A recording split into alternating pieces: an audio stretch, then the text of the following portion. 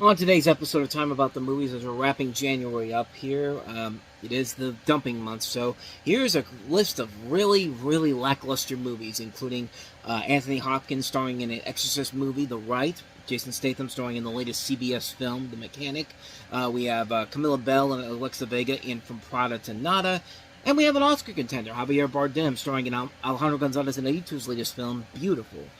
January 28th, 2011, that's what we're looking at today on Time About the Movies.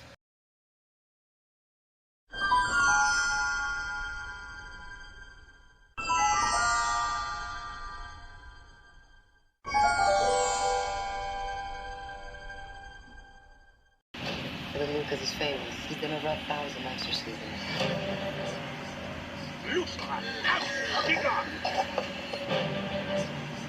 Early signs of a possession are subtle. What's happening to me? The terror is real. If you don't defeat it, it may kill him. We don't want to be disturbed, do we? The Rite starts January 28th. Oh yeah, it's the dumping month, alright. Welcome to Time About the Movies. Today we are taking a look at the 4 new films of January 28th, 2011. And I say new in quotation marks, especially with our first movie, The Rite, because you've seen this movie before. It's based on the story of The Rite, the making of a modern exorcist, which itself is based on actual events, as witnessed and recounted by American then exorcist in training Father Gary Thomas, and his experiences of being sent to Rome to be trained and work daily with the veteran clergy of the practice. So yeah, pretty much you know exactly what this is all about. I mean, honestly, have you seen The Exorcist? Have you seen The Last Exorcist? Have you seen The Last Exorcism? What was the other one? The Exorcism of Emily Rose. Have you seen all those other movies? You've pretty much seen The Rite. Yeah, I know it's got Anthony Hopkins in here, and yes, Anthony Hopkins is a great person who can play evil. I mean, he played it well with Hannibal Lecter, but at the same time, this is not a great movie. Even with Hopkins doing the best he can to try to save it, it's just not worth it in the end. It's directed by Michael Hastrom, who last did 1407, which was 1408, which was a really good movie. It was actually one of the better Stephen King adaptations. But with this, it feels like everybody really is just half-assing it here. There's no real sense of they want to do something unique and different with it. Somebody just looked at this and said, well, exorcism movies are the thing now, so let's just go ahead and do this. Who cares if people have seen it done before over and over again? Because we were really getting a ton of these movies that were just coming out of the woodworks, and there was just nothing different or unique that makes them stand out about it, except, oh, this one has Anthony Hopkins, this one's a found footage movie, this one is made by the company that did Paranormal Activity with the Devil Inside, which, yeah, that's another bad Exorcist movie coming out in January that we'll take a look at in 2012, but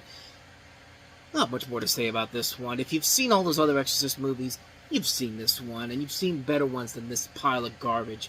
Even with Anthony Hopkins doing the best he can to try to save it, it's not worth it in the end, so let's go ahead and move on to CBS Films' latest attempt to try to create something that doesn't feel like a television series. Here's The Mechanic.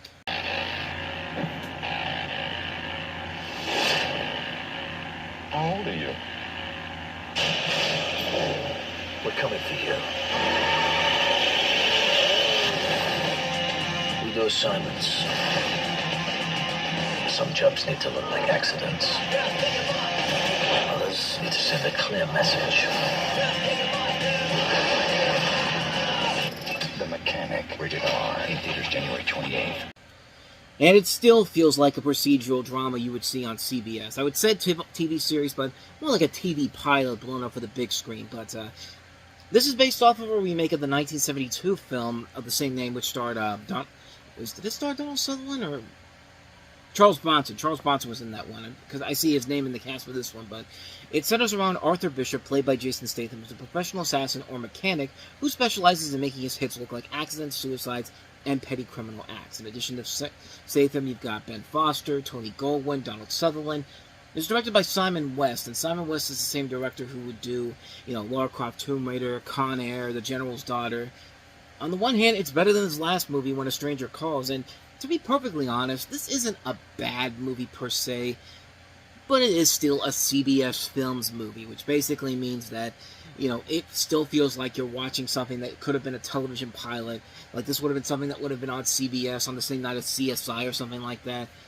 But to its credit, it's better than some of the other CBS films we've taken a look at. Probably one of the better ones in general, and I think it's mostly because when you got a good director in Simon West, 2, you've got a really good actor in Jason Statham who can work very well with movies like this, and 3, the action sequences overall can be pretty cool. So, on the one hand, yeah, it is very much like many of the other CBS films here, but at least this one at least has some merit to it. This one at least is tolerable. This one's at least enjoyable in some way, shape, or form compared to some of the other movies that we've looked at from the studio in the last year, but it is what it is. I mean, if you go into it knowing what it is, a fun action movie, you're not going in there expecting anything smart or intelligent, you can definitely find a lot of value to it per se. So I guess on that front, that's why I give it a fair shot on that front there. So overall, mixed opinion, but leaning towards a positive on the mechanic. I kind of feel about this movie the same way I kind of feel about something like The Beekeeper. I mean, it is what it is. I mean, this one isn't as silly or as ridiculous as The Beekeeper was, but it's fun for what it is. So take that for what you will with this film.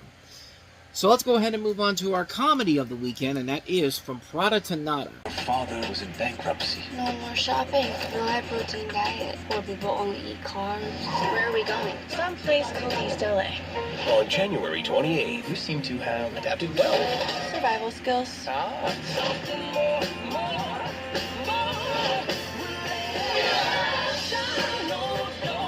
You clean up all right for a homeboy.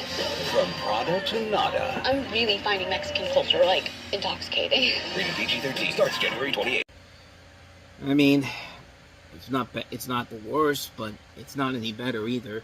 And if anything, it's probably one of Camilla Bell's better movies in general, because, yeah, there were a lot of movies she was in, and most of them were pretty bad. So this one's kind of the least bad, if you will, but the premise is kind of interesting, though. It's basically a Latino version of Jane Austen's Sense and Sensibility, where you have 2 sports sisters, played by Belle and also Alexa Vega, who have been left penniless after their father's sudden death and are forced to move in with their estranged aunt in East Los Angeles. And, like I said, it's not a bad movie, but it's the definition of a movie that was clearly dumped in the month of January. It's one of the better ones. It's no Codename The Cleaner. It's no Bride Wars. It's no The Dilemma. It's not New in Town. It's not anything on those levels of bad, but it's just a movie that comes and goes, and just you really don't feel like there's any real reason to go see this film in particular. There's nobody in here that really makes it stand out. There's nothing really about it that makes it stand out or anything, except for the fact that it's basically a different take on Sense and Sensibility. And on the one hand, that's fine, but you gotta have at least something to work with here with it. But I mean, it's got a decent cast. Nobody really spectacular in here. Wilmer Valderrama from That 70s Show, Nicholas D'Agosto from Fired Up, April Bowlby from 2.5 Men, Adriana Barzara from Babel. There's decent people in here, but again, it's one of those movies that comes and goes. You see it, it's not bad, but it's one of those things where you never want to watch it again afterwards because there's just nothing of value to it whatsoever. And that's pretty much all you got to say about this one here. It's just not bad, just a movie that's instantly forgettable the moment that you finish watching it. So, can we finally turn the tide here with our last movie? Well, it's directed by Alejandro González Iñárritu, so I think we have a pretty good opportunity to do just that. Here's Javier Bardem in Biutiful. González Iñárritu, director of Amores Perros, 21 Grams, and Babel, comes Biutiful, now nominated for 2 Academy Awards, including Best Actor Javier Bardem and Best Foreign Language Film, Biutiful, rated R, now playing.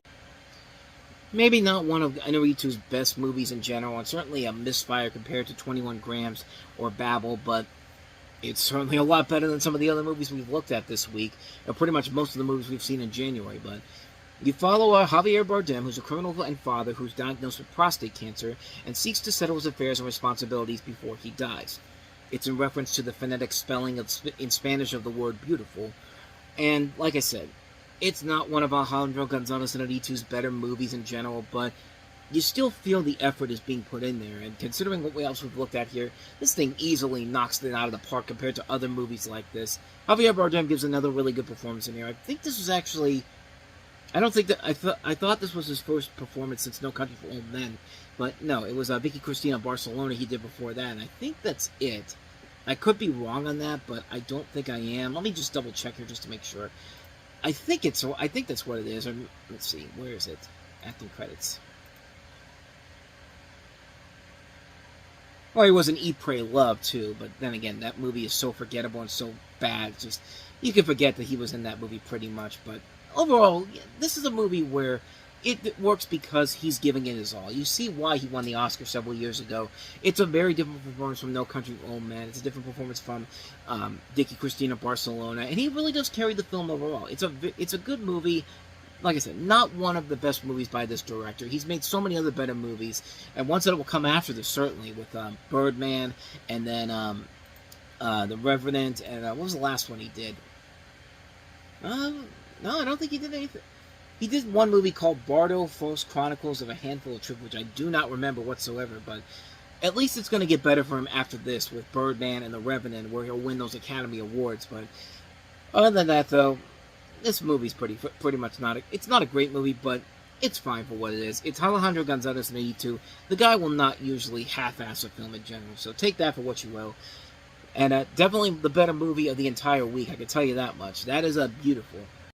Alright, so the month of January is over. That means we're finally getting into February, and that's Super Bowl weekend, and crap. Well, it's not going to get any better from here as I look at the movies to look at here. Next time on Time About the Movies, we have a single white female for the millennials. The Roommate, with Leighton Meester starring alongside, I think, Sophia Bush from One Tree Hill. I think. I was wrong on that. Minka Kelly, but there's Cam Giggity, Danielle Harris, Nina Dobrev from The Vampire Diaries. There's a lot of people you're familiar with here. Ali Mashaka, Matt Lanter, Kat Graham, so I wasn't too far off, but it's basically a Gen X version of Single White Female, so you can pretty much tell how that's going to turn out. But we have a James Cameron production called Sanctum, so that's got to be something, right? Not when it's being released on Super Bowl weekend, which usually means that the studios don't believe in the films, and so they put this out there because they know everyone's going to be home to watch the Super Bowl. And, you know, I'll be at home that weekend because the Steelers and the Packers play, and I'll be severely disappointed with the end result of that.